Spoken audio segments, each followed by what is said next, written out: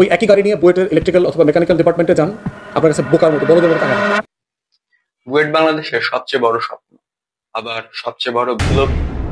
প্রতি বছর হাজার হাজার শিক্ষার্থীরা লড়াই করে বুয়েটের একটা মাত্র সিটের জন্য। যারা চান্স পায় তাদের ভাগ্য কি আসলেই বদলায়? বুয়েট কি একটা স্ক্যাম? আজকের ভিডিওতে আমরা এই প্রশ্নগুলোর উত্তর জানব। চলো শুরু করা যাক।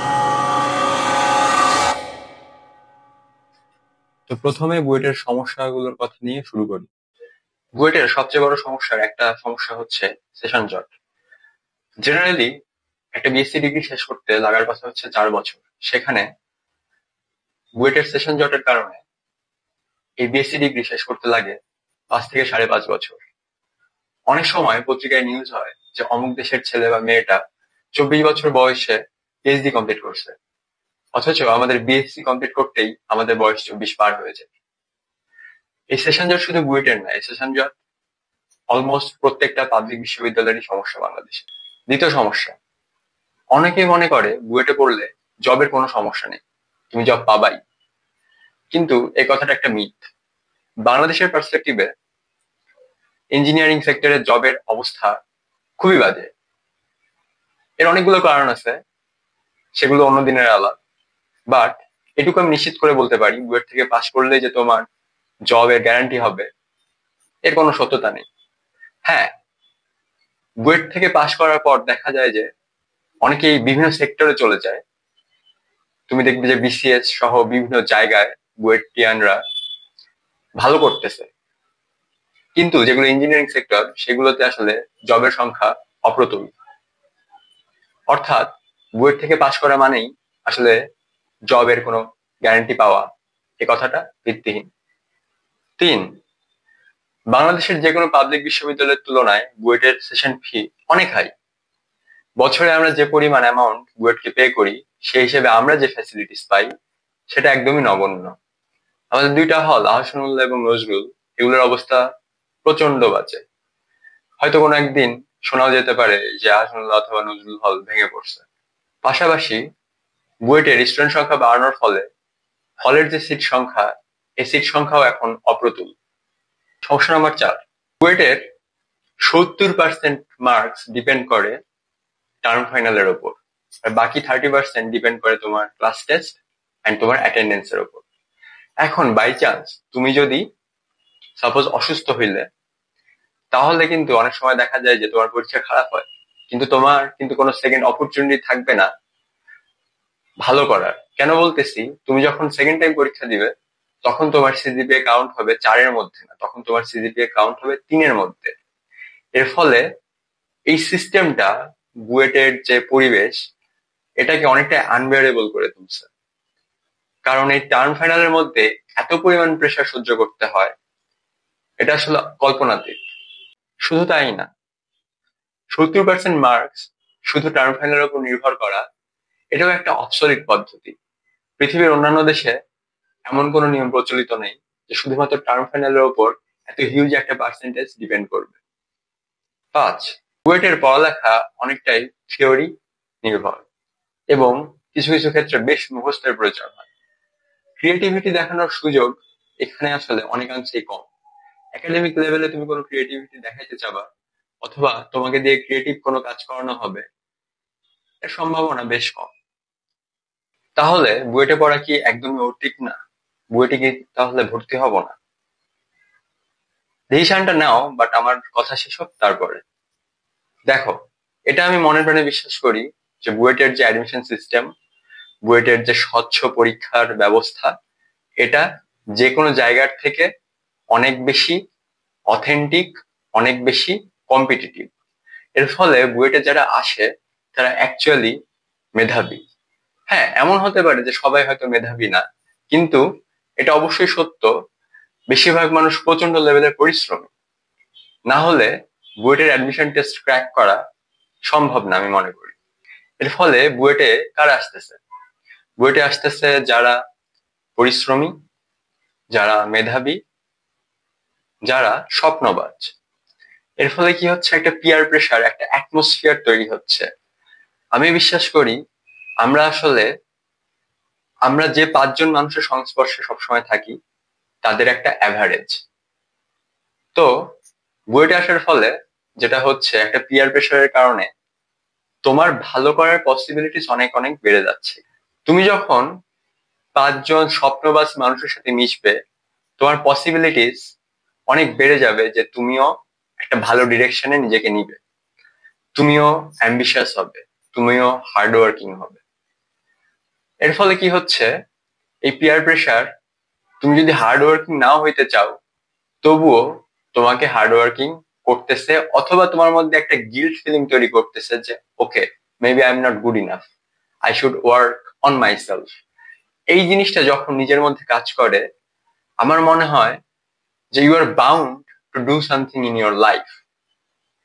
সো বুয়েটে আসলে আমি মনে করি অন্যান্য যে কোনো ইউনিভার্সিটির থেকে এখানে যে পিয়ার প্রেশার, এটা বেশ একটা পজিটিভ ইম্প্যাক্ট রাখে প্রত্যেকটা স্টুডেন্টের জীবনে। বুয়েটের আরেকটা পজিটিভ দিক আমি বলতে চাই, হ্যাঁ এখানে একটা আর্গু থাকতে পারে যে সিস্টেমটা নিয়ে, বাট আমি এখন অব্দি এটার পজিটিভই বলতে চাই, কারণ বুয়েটের যে টিচার সিলেকশন প্রসেস, এখানে কোনো ঘাপলা নাই। সহজ কথা, বুয়েটের যারা টপ সিজিপিএ হোল্ডার থাকে ওরা হচ্ছে বুয়েটের টিচার হিসেবে নিয়োগ হয়।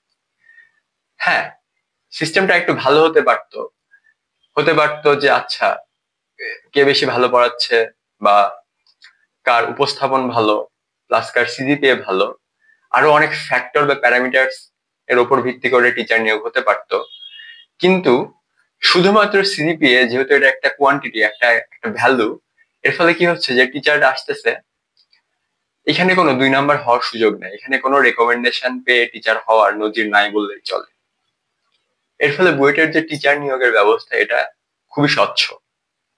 বুয়েটের তোমরা শুনে থাকবে যে অনেকেই স্বপ্ন দেখে বাইরে যাওয়ার, বাইরের দেশ থেকে পিএইচডি ডিগ্রি অর্জন করার, এবং এই ব্যাপারটা বুয়েটের মধ্যে খুবই খুবই প্রিভ্যালেন্ট। বুয়েটের অধিকাংশ শিক্ষার্থী চায় যে তারা হচ্ছে পিএইচডি করবে, তারা বাইরের দেশে যাবে, তারা রিসার্চ করবে। ঠিক আছে, এখন আমি এটা বিশ্বাস করি এখন অব্দি যে বাংলাদেশের হয়তো অন্য কোনো বিশ্ববিদ্যালয় নাই যেখানে এত পরিমাণে মানুষ চাচ্ছে যে সে একটা পিএইচডি ডিগ্রি অর্জন করতে চাবে। এর ফলে কি হয়, থার্ড ইয়ার থেকেই একটা প্রিপারেশন তৈরি হয়ে যায়, একটা মেন্টাল প্রিপারেশন ওরা নিতে থাকে। তো এই অ্যাজ এ রেজাল্ট তোমরা দেখবে যে বুয়েট থেকে সব থেকে বেশি মানুষ বাইরে যাচ্ছে। এখানে অনেক প্রশ্ন আসতে পারে যে তাহলে ওরা দেশের জন্য কি করতেছে।